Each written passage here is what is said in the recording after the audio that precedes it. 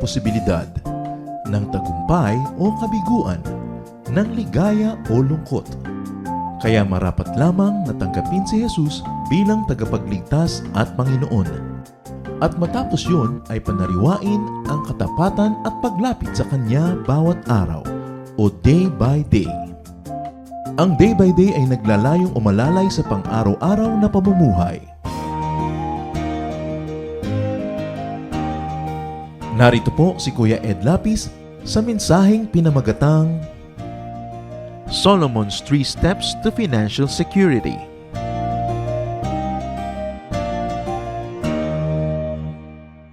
Kung ilang mga buwan na rin naman na halos tuwing bubuksan mo ang periodiko ang pinag-uusapan economic crisis, lagi na lang ito ang topic ng mga balita, mga komentaryo na para bang magwawakas na ang mundo.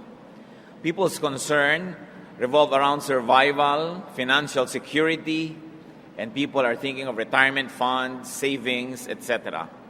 Ano ba ang pwede nating matutunan mula kay Solomon tungkol sa financial security? Ang salita po ng Diyos, ang Biblia, ay marami at malawak ang mga tinatalakay na mga topics tungkol sa pamumuhay sa mundong ito. Solomon's 3 Steps to Financial Security. Yan po ang ating pagbubulay-bulayan at nawa papagliwanagin ng Diyos ang mga bagay na ito sa ating isip. Aming Ama sa Langit, salamat sapagkat kayo'y Diyos na kumukupkop, nagmamahal, nagpapatawad, nagpapagaling, nagbibigay na aming mga kailangan.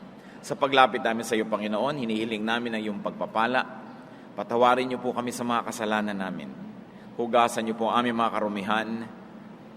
At ang dalangin namin, punuin niyo ang aming isip, ang aming puso, ng inyong espiritu, ng inyong karunungan. Mangaral po kayo sa amin, Panginoon, at bigyan niyo kami ng kakayahang unawain ang hiwaga ng inyong salita.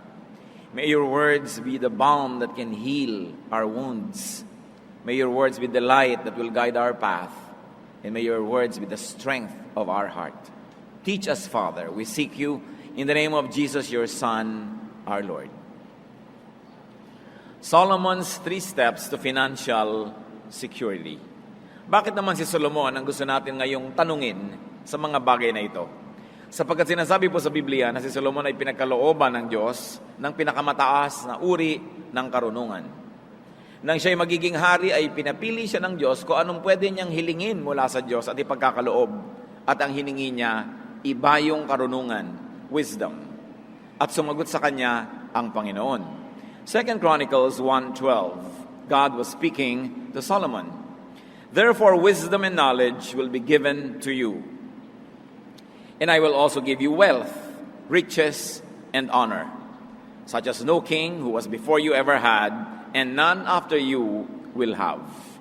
So walang hari na uupo sa trono na magiging higit ang karunungan, kayamanan, karangalan kaysa kay Solomon. Kaya marapat na siya ay dinggin. At ito pong libro ng Ecclesiastes sa Bible ay siyang pinagsama-samang karunungan ni Solomon na ating pinakikinabangan. Solomonic wisdom in issues that confront even our daily lives sa panahon na ito. Ecclesiastes 11:1-6. Cast your bread upon the waters, for after many days you will find it again. Give portions to 7, yes, to 8, for you do not know what disaster may come upon the land. If clouds are full of water, they pour rain upon the earth. When a tree falls to the south or to the north, in the place where it falls, there it will lie. Whoever watches the wind will not plant. Whoever looks at the clouds will not reap. As you do not know the path of the wind, or how the body is formed in a mother's womb, so you cannot understand the work of God, the maker of all things. Sow your seeds in the morning, and at evening let not your hands be idle, for you do not know which will succeed, whether this or that, or whether both will do equally well. Mga salita na punong-puno ng karunungan, sinasabi sa mga matalinghagang paraan ang maraming mga bagay. At ngayon po, iisa-isahin nating himayin ang mga salitang yan. We're going to review what we have just read. Ecclesiastes 11:4 says, whoever watches the wind will not plant. Whoever looks at the clouds will not reap. Yun daw tao na matatakutin, walang ginawa kundi bantayan ang direksyon ng hangin, bumubugso ba, lumalakas ba, umiihip ba, magkakabagyo ba, kung sino man ang laging inaantay ang itsura ng mga ulap, may ulap ba, hindi uulan, o marami bang ulap, baka bumaha, yun daw tao na gano'n, na laging nag-aalala, natatakot, ay hindi magtatanim kahit kailan. At dahil doon, hindi siya aani kahit kailan. So what is the first step of Solomonic wisdom? To profit, to productivity and fruitfulness. In enterprise, don't worry about what you cannot control. Don't worry about the weather. It is not in your hands. But plant when you're supposed to plant, and then do your best, pray for the best, and then cope with whatever happens. Solomon, in effect, is telling us to plant and invest anyway, in spite of the unknown, in spite of what many people call bad times. Able sailors can benefit even from strong winds. Pag magagaling ang mga tripulante, ang mga kapitan ng mga barko, kahit bagyo, ay nagiging kaibigan nila sa kanilang pagdaragat. Able sailors can turn strong winds into friends.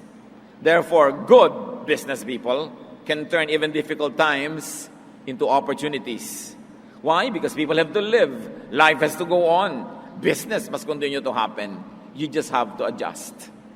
You just have to read the needs of the times and make the necessary adjustments. Pag lagi kang matatakutin, if you're playing too safe, you will never invest. You will never get into business. You will never do anything. You will never plant. Therefore, you will never harvest. So do not worry about the unknown or the unknowable because God knows. Alam naman ng Diyos yung hindi natin alam. Ang mahalaga, makipagkaibigan ka sa Diyos. Pakinggan mo ang Diyos and do what you must. And the Bible tells us how so that we may receive God's favor.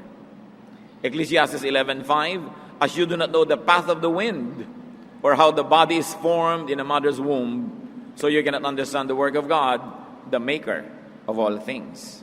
So God knows, God does His part, just do yours. Siyempre ngayon, nalalaman na through science kung paano nabubuo yung bata sa sinapupunan. But during the time when these were being written, it was a mystery. And it is a metaphor. Which just tells us that marami pa tayong hindi alam, pero kahit hindi natin alam at hindi natin nauunawa, tuloy pa rin ang buhay. Tuloy pa rin ang mga tao sa pamumuhay, magkakaroon ka rin ng hanap buhay, ano pa man ang mangyari. Hindi ka dapat matakot at hindi ka dapat mapigil ng takot para maging mabunga sa iyong mga ginagawa. Ecclesiastes 11:6 talks about another way to be financially prosperous and even secure. Sow your seed in the morning, and at evening let not your hands be idle. For you do not know which will succeed, whether this or that, or whether both will do equally well. Ano po ang mahigpit ay tinuturo? Magtanim ka daw, maghasik sa umaga, at sa hapon hanggang gumabi, kung tapos ka na sa iyong pagtatanim, maghanap ka pa ng ibang maitatanim, maghanap ka pa ng ibang magagawa. Kasi hindi mo alam kung alin sa mga projects mo ang magtatagumpay. Hindi mo alam kung alin sa itinanim mo ang tutubo, kaya hindi ka dapat makontentong may itinanim ka na dyan. Magtanim ka pa dito, magtanim ka pa doon. Hindi mo alam kung anong klaseng panahon o weather ang iiral. At alam nyo naman, may mga halaman na pag dumami ang tubig, lumalago sila. Halimbawa, kangkong. May mga halaman naman na pag walang tubig, mas magaganda ang kanilang mga aanihin. Tulad ng pakwan, tulad ng mga milon, mas matamis pag walang ulan. So magtanim ka pareho, umulan naman at humindi, may maaani ka. Hindi mo inilalagay sa isa lamang na bagay na kasalalay ang buong buhay mo. At hindi sapat na nagtrabaho ka na sa umaga, tapos sa hapon, magbibingo ka na, o tutunganga ka na. Kuminsan makakakita ka ng mga driver, natutulog na sa mga ilalim ng puno, ayaw nang tumanggap ng pasahero kasi naka-boundary na. E paano kung pag-uwi mo, nahulog sa bintana yung asawa mo at kailangan mo ipa-repair yung ulo niya? ang kinita mo lang pang boundary, wala kang extra. You don't know what a day may bring forth. You should not be easily happy with some income. Keep making income. Kailangan na nagsisikap ang tao, hindi ko kumita na ng konti, maglalakwat siya na. Sabi, sow your seed in the morning, and at the evening, let not your hands be idle. Marami ka dapat ginagawa. So second step, keep working on different services. Keep planting different crops. Keep producing different products. Hindi mo alam kung ano magkiklik eh. Nakapwesto ka, kung alin man doon ang pagpalain, handa ka. Diversify, in other words. But not too much and not without due study. But position yourself to earn. Position yourself to harvest and to profit more. Hindi masama na paramihin mo ng paramihin yan. Pag sinabi mo, hindi naman po ako materialistic, maghanap buhay ka pa rin, damihin mong kita mo, pamigay mo kung gusto mo sa mga kawawa at mga kapuspalad at mga hindi makapagtrabaho. Pero hindi mo sabihin, wala naman ako masyadong ambisyon, simpleng buhay lang, tama na sa akin. Tapos pag nakasakit ka, nangungutang ka doon sa meron. Anong simple doon? Hindi dapat easily ka na kontento. Gawa ka ng gawa, gawa ka ng gawa. At kung natapos mo na ang paggawa ng pinakamataas na kaya mong gawin, doon ka pa lang dapat makontento. Hindi yung wala ka pa nagagawa, kontento ka na. Pag nangailangan ka, ang napapahamak yung kamag-anak mo na may konting inimpok. Dahil bilang na bilang mo ang impok niya. Yung mga kamag-anak na mga may OFW na mga asawa, alam na alam ang exchange rate. Araw-araw, daig pa yung asawa.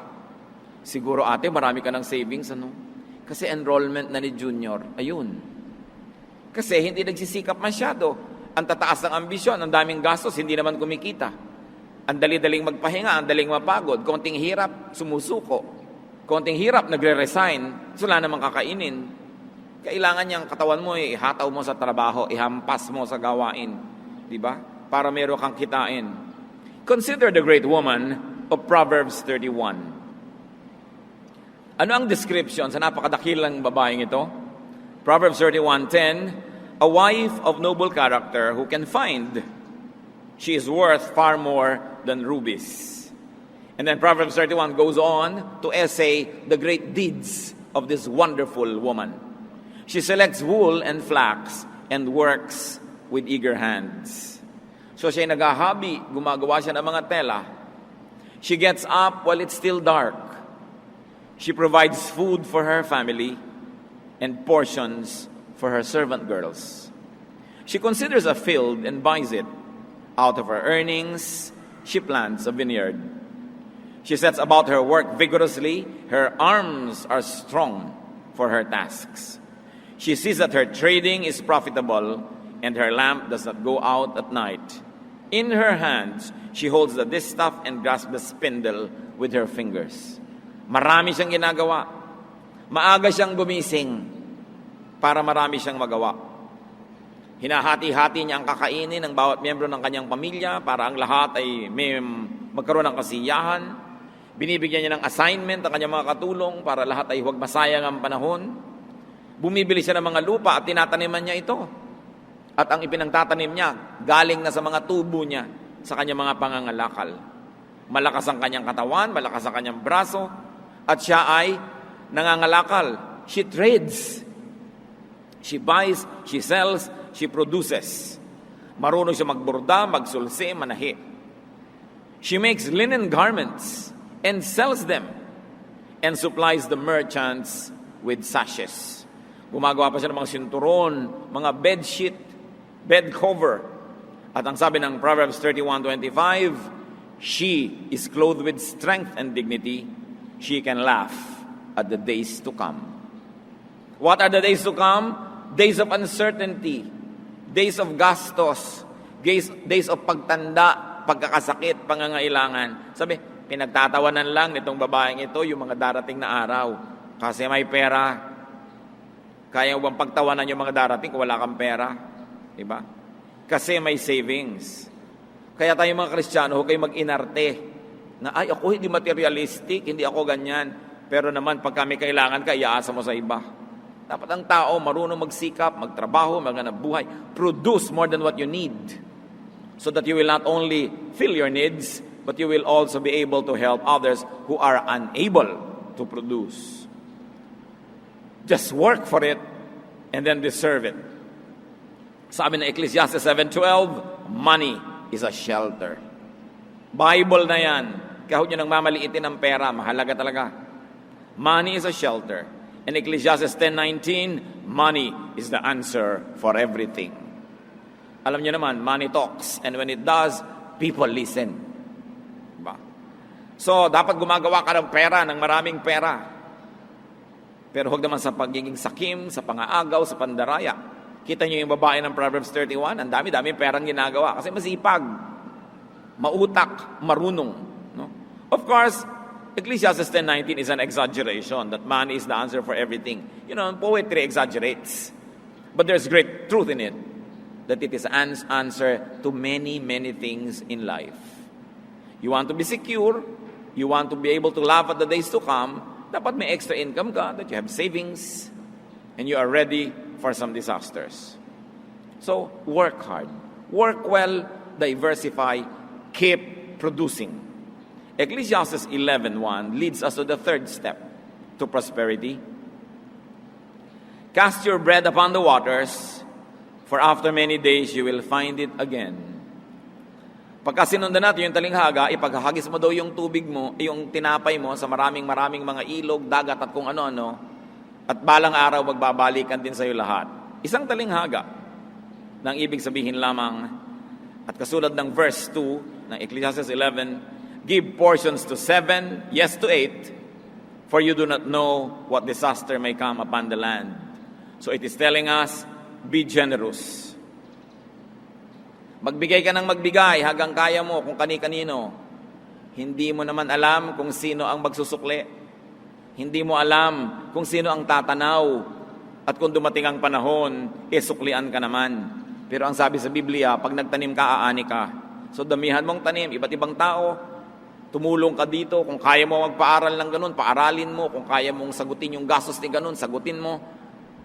Ang investment, hindi lang yung inilalagay mo sa bangko, inilalagay mo sa stock market, o pinupuhunan mo sa negosyo. Yung kabutihang ginagawa mo rin sa kapwa, ikinoconsider yan sa Bible na sound investment.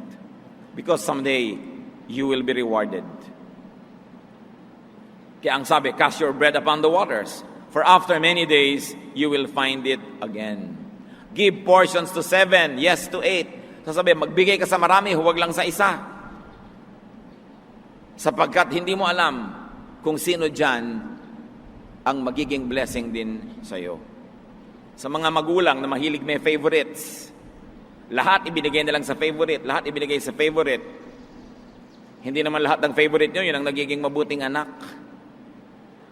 Marami pa nga yung inape, yung kinawawa, yung dinusta, yung laging pinapagalitan, yung ikinahihiya na anak, yung hindi ipinagmamalaki, kadalasan yan pa nga nagiging mabuting anak pag tumanda ka na. At yung inispoil mo ng inispoil, binigyan mo ng lahat-lahat, kadalasan yun na hindi makalingon sa'yo eh. Kaya sabi, give to 7, yes to 8. Give to many, don't just one. Hindi lang isa lang yung pine-favor mo, isa lang yung nilagay mo na doon lahat, yung kayamanan mo, lahat ng kaya mong ibigay. In other words, don't put all of your eggs in one basket. Kumbaga sa computer, kailangan may backup file ka. Dahil pag nag-crash yung computer mo, ubos ang record mo. May backup ka. Huwag mong ilagay lahat, ang pag-ibig, ang pagmamahal sa isang tao lang. Dahil baka mamaya, mabuti nga yung taong yun, maaga namang nabawian ng buhay, di lugi ka. Hindi mo alam. Be generous to many. Lalo sa inyong mga anak. Hindi nyo alam eh. Proverbs 11:25, a generous man will prosper. He who refreshes others will himself be refreshed. Biblia na nagpapangako, yung mapagbigay, aasenso, sasagana. Ang nagbibigay ng kasiyahan sa kapwa, siya man ay tatanggap ng ganitong kasiyahan. Hindi sa pagiging sakim ka magiging secure. Hindi sa pagkakamal, pagtatago, pagkakait ka magiging secure. Ito ay sa pagbibigay. Because in spirituality, you lose what you selfishly keep and you keep what you give away. So, kabaligtaran yan ng sense ng mundo. Ang sasabihin ng mundo, sa'yo na lang, ipunin mo, sa'yo lang. Ang sabi ng salita ng Diyos, magpamigay ka. Ikalulugod yan ng Diyos.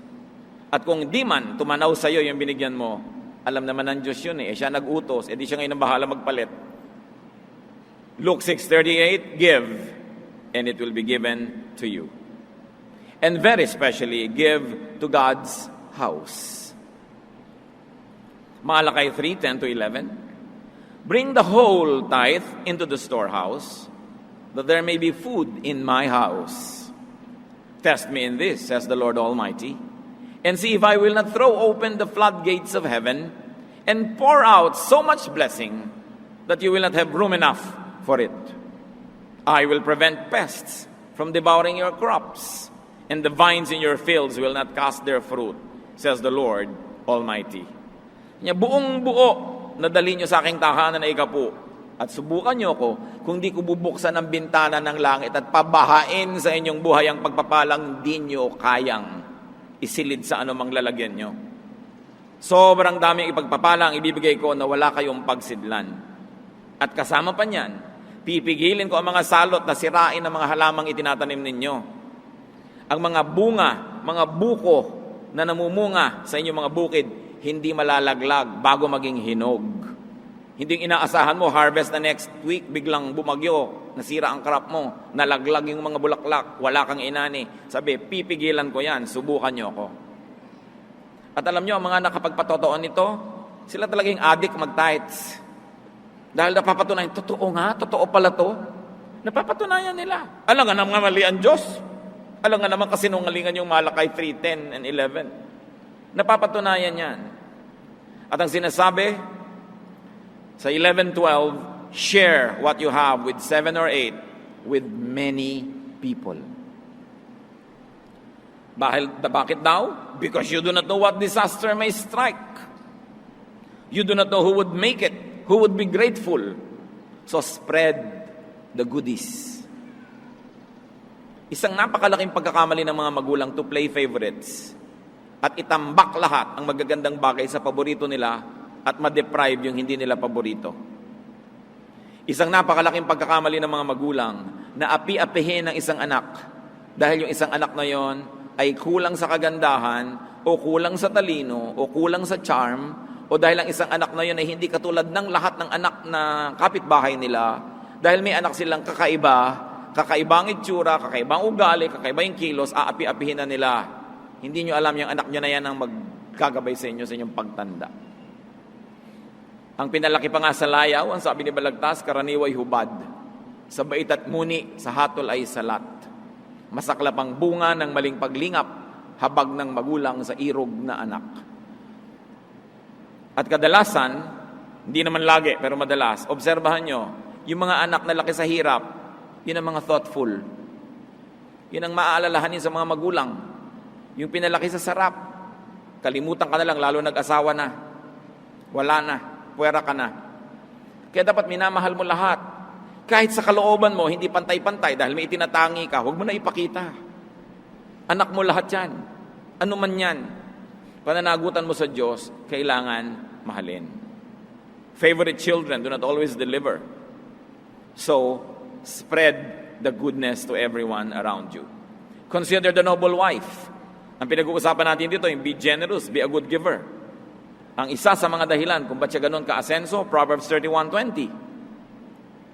She opens her arms to the poor and extends her hands to the needy. Sa kanya, business is business, yes. Pero meron siyang mga social concerns. Meron siyang mga charities. She makes money here, but she has another activity where she gives it away. To those who cannot make money, because they're either too sick, too old, or too young, or they are oppressed by the system. That's financial security in the making when you are sharing with the needy, or that is financial security already at work. So kung hindi ka pa secure, magbigay ka para ka ma-secure. O kung secure ka na, lalo ka magbigay. Kasi secure ka na eh. Wala ka ng dahilan para maging maramot. Nagsusukli ka na nun. And it's also your way to remain secure. So those are the 3 steps that involve lots of work. You want to be secure? Work. Work early. Exodus 20 verse 9, 6 days you shall labor and do all your work. So 6 na araw nagtatrabaho ang tao, 1 araw lang nagpapahinga. Yan ang itinakda ng Diyos. And work hard. 2 Thessalonians 3:10, for even when we were with you, we gave you this rule, if a man will not work, he shall not eat. Work for your bread, work for your money, work for your benefits, work for your bling-blings. Hindi pati yun, iniaasa mo sa iba. Hindi pati yung mga bisyo, mga load, iaasa mo sa iba. Wala kang load, manahimik ka. Diba? Hindi ka pa kumikita, kutakot-takot na pera na inuubos mo sa kagaganyan. Nauubos na talaga ang resources ng pamilya. Wala ka pa naman kino-contribute. Dapat lumagay ka sa lugar. Tinitingnan mo ang mga bagay-bagay. And not only work hard, but work smart. Wrong grammar, pero hayaan nyo na, work smart. Ecclesiastes 10:10, if the axe is dull and its edge unsharpened, more strength is needed, but skill will bring success. Pag daw yung tool mo mapurol, yung palakol mo na pang sibak ng kahoy ay mapurol, kailangan malakas ang hampas mo sa kahoy para tumalab ang iyong palakol. Kung naghihiwa ka ng karne, ang purol-purol ng kutsilyo mo, pagod na pagod yung braso mo, kadidiin. Kaya sabi, kailangan, be smart. Skill will bring success. Be skillful. Improve your tools. Improve your ways of production. So you don't have to work too hard. But you will get more for less work. You know, do not mistake activity for achievement. Not everybody who works hard gets out of poverty. But those who work smart do. No? Hindi pandaraya ang ibig sabihin ng smart, hindi cutting corners, kundi style. Dapat meron ka diskarte sa buhay. Hindi sapat na mapagod. Hindi sapat na maligo sa pawis. Kasi kahit araw-araw naliligo ka sa pawis, at nabibilad ka sa araw sa trabaho, hindi sapat para ka makahango sa hirap. Kailangan may diskarte ka, may game plan. Mag-isip-isip ka. That's why skill will bring success. And just to review, Solomon says, don't play it too safe. Wrong grammar na naman, but who cares? Sasabihin ng grammar teacher, don't play it too safely. Pero hindi naman magandang pakinggan. Don't play it too safe. Talagang may risks. Namumuhunan ka talaga. You take your chances. But this must be calculated risks. You do your homework, you do your research, you do what you can, but for all the others, put faith in motion. Sabi yun daw, laging tinitingnan ng ulap, nakatingala sa langit, dinarama ang hangin, hindi na magtatanim dahil laging masisiraan ng loob. Matthew 25:25-27, concerning the talents that the Lord gave to several people. May binigyan ng marami na parami, may binigyan ng moderate na parami in that way. Yung binigyan lang ng isa, played safe. Inilubog niya yung talent, yung pera sa lupa. Hindi niya ininvest. Wala siyang nagawa. Matthew 25:25-27, so I was afraid and went out and hid your talent in the ground. So here it is. Here is what belongs to you. Ang sabi niya doon sa nagbigay ng puhunan. His master replied, you wicked, lazy servant. Well then, you should have put my money on deposit with the bankers, so that when I returned, I would have received it back with interest. Nakita niyo po, yung tao dito na nagbigay ng puhunan represents God. God gives us talents, skills, kakayahan, edukasyon, training, puhunan para mo paramihin. At ang Diyos, interesado sa interest, sa tubo. Sabi, binigyan kita, dapat na parami mo. Sabi, eto, nilubog ka na lang sa lupa para safe. Gusto mo lang palang safe, di sana hindi ka na namuhunan. Inilagay mo malang sa bangko, nagkaroon malang ng interest. Kahit konti. So God wants earnings. God wants interest. God wants returns. Kaya hindi ungodly yun. Huwag ka lang maging usurer na exaggerated na yung interest. Mga kapatid, kung may inutangan kayo, 10,000, inutang nyo noong 1972, ngayon nyo lang bababayaran, 10,000 din ang bayad nyo, kakaya naman yan. Dapat mga 12, 13,000 na yan. Kasi kung yung pera niya nasa bangko, nagka-interest na eh. Pero ibinigay sa'yo na pag-interesan mo ang pera niya, hindi nagka-interest. Tapos isosoli mo, after a long time, ganun ding amount, mali. You punish the person for helping you. Hindi masama na bigyan mo yun ng interest. Ngayon, kung kayo nagpautang, kayo nagsasabing, huwag mo nang bayaran yung interest, nasa sa inyo yun. Pero sa nagpautang yung desisyon na yun, hindi sa umutang. Yung nangutang, kailangan may obligasyon ka, pakitain mo yung pera ng inutangan mo. Kasi hindi na yun ang halaga nun ngayon, na iba na. Bumaba na yung value ng pera. Kaya kailangan, bigyan mo naman ng gantimpala yung tumulong sa'yo nung panahon ng pangangailangan.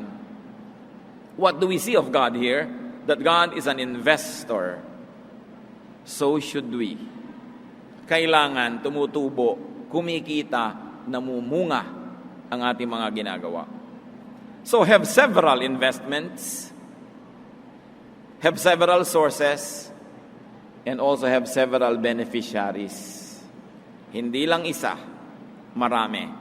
Sabi ko noon, give portions to 7 or to 8. Cast your bread upon the waters because it will come back to you. Why do you do that? Because you do not know which will work. So you work hard, and you become generous. The way to financial security. The world will tell you many things, but Solomon, in all his wisdom, gives us this guide. Diyos namin sa langit, nawa itong mga simpleng katotohanan na ito ay makakita ng application sa buhay namin araw-araw. Dalangin ko, Panginoon, ang mga anak mo ngayon dito, mga namumuhunan, bigyan mo ng karunungan kung alin ang pipiliin na paglalagyan ng investment. And after they have done their best, their study, their effort, i-bless mo, Panginoon, ang mga ginagawa ng mga anak mo rito. Paramihin, pabungahin ang kanilang mga itinatanim. Ganon din ang ginagawa ng iba pa namin mga kapatid, ng mga namamasukan, iba't ibang uri ng hanap buhay. Pagpalain mo, Panginoon. At nang sa ganon, mamunga ang kanilang mga ginagawa. Pati ang katapatan nila sa mga employer, ang pagiging mabuting empleyado, pabungahin mo, Panginoon. Kung hindi ito nalalaman na appreciate ng mga decision makers, kayo po ang kumilos upang makarating sa mga dapat maratingan ng balita. Ang katapatan, kahusayan ng inyong mga anak na kuminsan ay hindi napapansin. At nawa, Panginoon, kayo rin ang magbibigay ng gantimpala sa lahat ng nagsisikap at gumagawa. Ituro nyo rin sa amin, Panginoon, to be generous, maging mapagbigay, to share blessings, and to be kind givers to people and to your church. At nawa, Panginoon, ang lahat na ito pag binaglakip-lakip, ano man ang krisis na pag-usapan ng mundo, ano bang hirap ang mabalitaan namin, ang mga anak mo tumanggap ng iyong grasya. Undeserved gift. At nawa, Panginoon, sa pagsunod sa mga katuroan mo dito sa Biblia, matagpuan ng iyong mga anak na ang tunay na kasaganaan ay wala sa panahon, wala sa uso, wala sa kalakaran ng mundo, kundi nasa pabor mo. Na kung kami ay yung pinapaboran, walang imposible sa inyo. That we can receive blessings and comfort and fruits even in times of drought around us. Matagal na, maraming beses mo nang napatunayan ang iyong pagpapala, ang iyong pagtatangi sa iyong mga anak na sumusunod sa iyong katuruan. Ituro mo sa amin ngayon ang mga personal na hakbang para namin pakinabangan ng lubos ang mga walang pagbabagong katotohanan na ito. Mga kapatid, magbulay-bulay tayo sandali. Kung kayo masagana, pasalamat sa Diyos at patuloy nawang managana. At kung hindi naman, tingnan natin kung alin sa mga prinsipyong ito na ating pinagbulay-bulayan ang maaari ngayong ilapat sa ating mga buhay at nang magbukas ang pinto ng langit at ang napakaraming pagpapala ng Diyos dumaloy sa inyo ng ubod dami at na magbigay ito ng kasiyahan, kagalakan, katahimikan ng loob. Ama namin, sa sandali ng pananahimik, isa-isa mo po kaming kausapin at ituro mo sa amin yung daan tungo sa kasaganaan. At sa mga nananagana na Panginoon, salamat, ituro mo ang daan pa sa lalo pang pagsagana at lalo pang pagiging mabuting tagapag-ingat ng iyong mga pagpapala. Let's be silent before the Lord and ponder applications of these truths.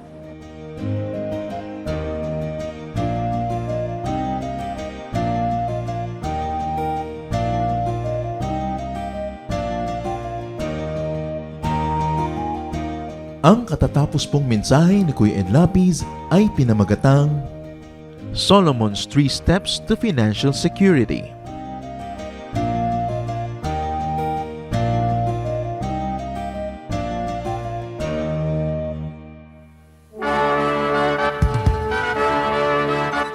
Halina't sama-samang sumamba at magdiwang sa Day by Day Jesus Celebration kasama si Kuya Ed Lapiz. Bulwagan ng Panginoon PICC, one Sunday a month, Philippine International Convention Center, Rojas Boulevard, Pasay City.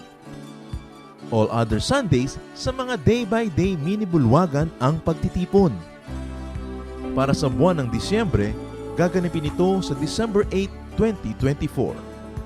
8 a.m. ang First Jesus Celebration, 10 a.m. naman ang Second Jesus Celebration. Para sa iba pang detalye, bisitahin ang ating official Facebook page, Day by Day Friends.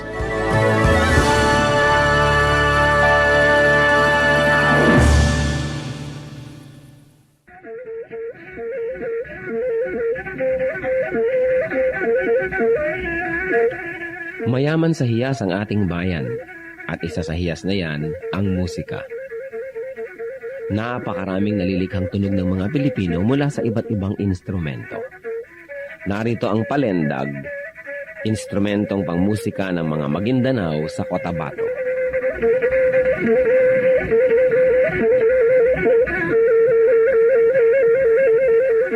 Ang palendag ay yari sa isang manipis na buho na may 2 sentimetro ang bilog at 10 sentimetro ang haba. May 4 na butas ang palendag, isa sa ilalim para sa hinlalaki ng tumutugtog at 3 naman sa ibabaw para sa iba pa niyang mga daliri.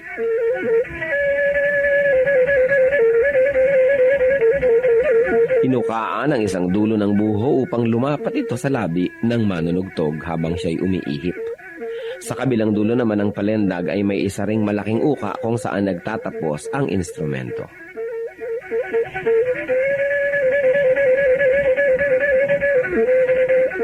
Ang pagtugtog ng palendag ay pawang improbisasyon ng manunugtog.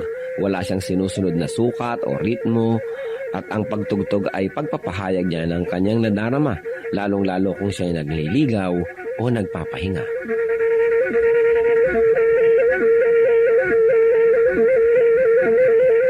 Ang musika ay wika ng kaluluwa. Ang ating musika ay marapat lamang na pag-aralan, kilalanin, at tugtugin sa karangalan ng Panginoong Hesus. Ang palendag ng Maguindanao sa Cotabato.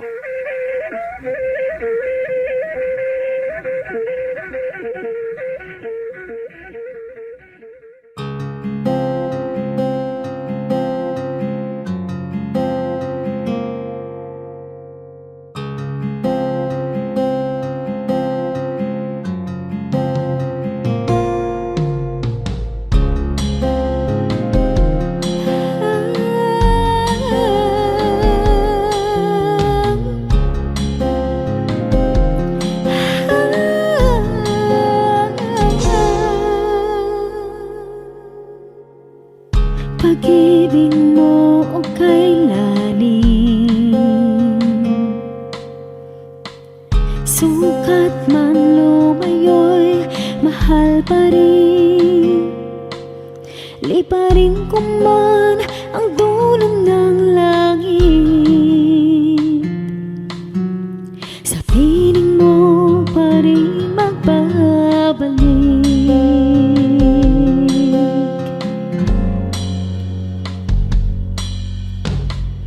Kahit minsa'y magkasala, bakit tinuturing pa rin ba na? O Jesus, kayo nag-alay ng buhay, katwiran niyong aking tinataglay.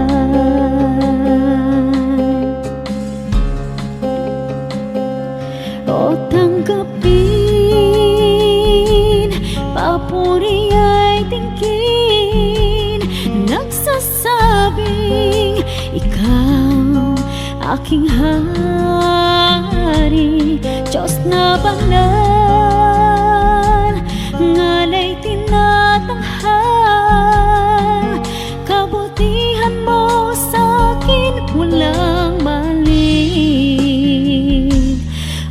Diyos, salamat sa pag-ibig na wagas.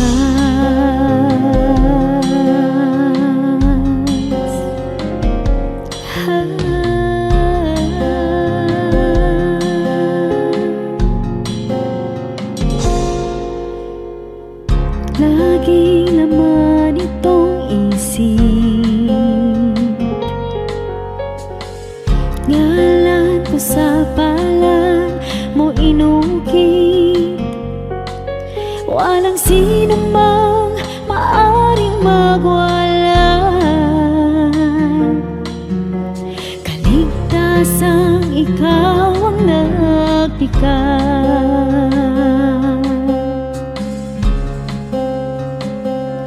O tanggapin, papuri ay tingin, nagsasabing ikaw aking hari, Diyos na banal, ngalay tinatanghal. Kabutihan mo sa'kin walang mali. O Diyos, salamat sa pag-ibig na wagas.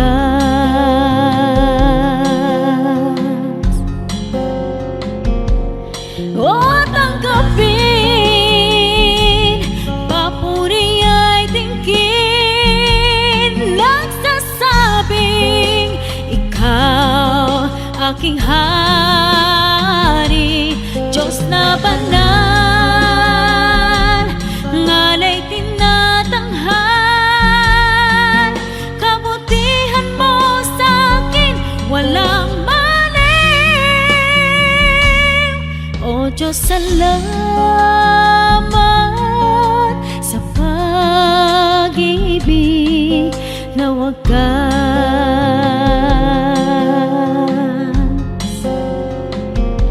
O Diyos, salamat sa pag-ibig na wagas.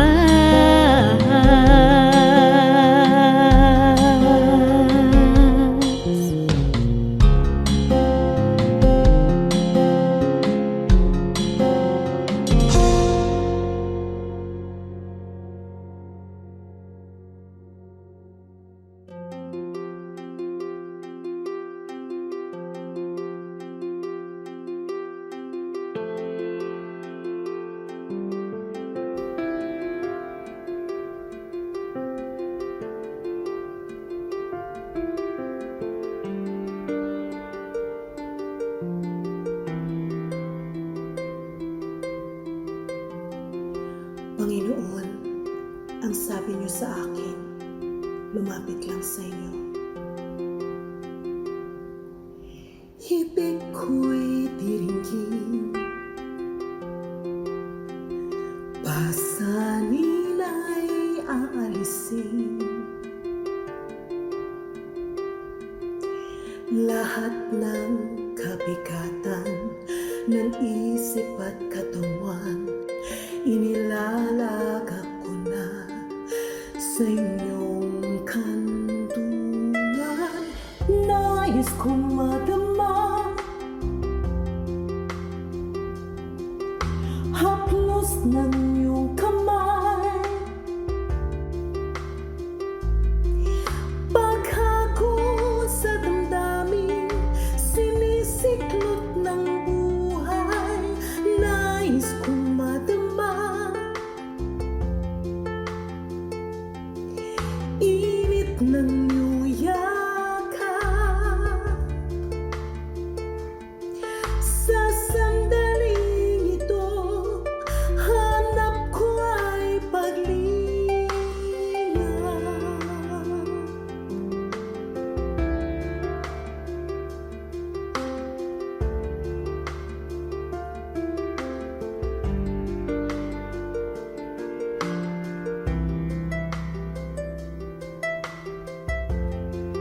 Panginoon, tinatanggap ko po ang inyong paanyaya.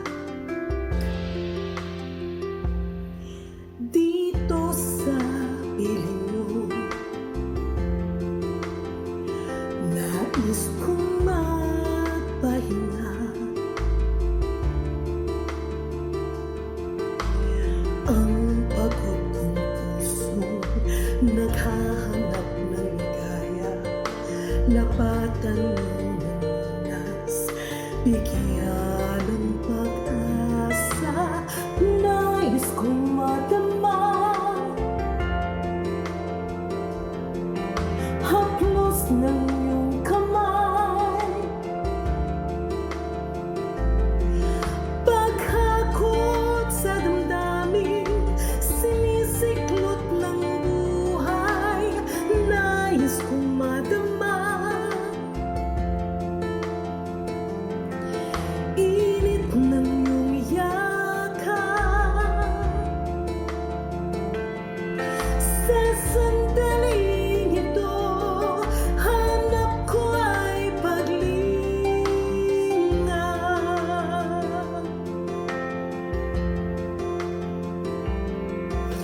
Narito ako ngayon, ituyan mo sa bisig ng iyong pagmamahal. Pagmamahal, nais kong madama. Haplos ng iyong kamay,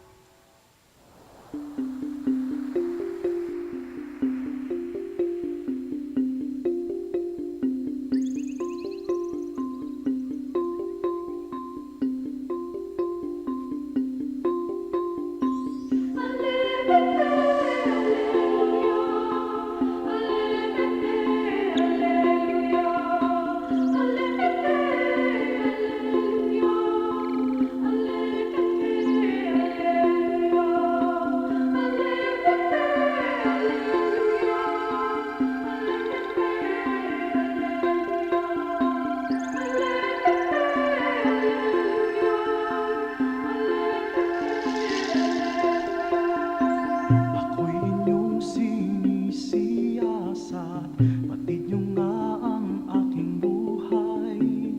Ang lahat kong lihim, Yahweh, ay nalalaman niyong tunay. Ang lahat ng siyang gawain sa inyo ay dilingin.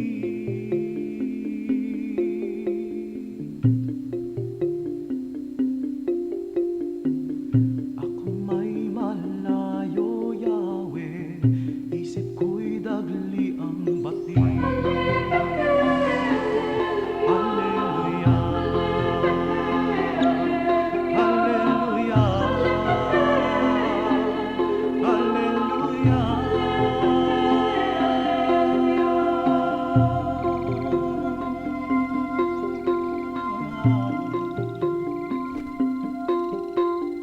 Ako'y inyong nasisilayan, magawa o hindi.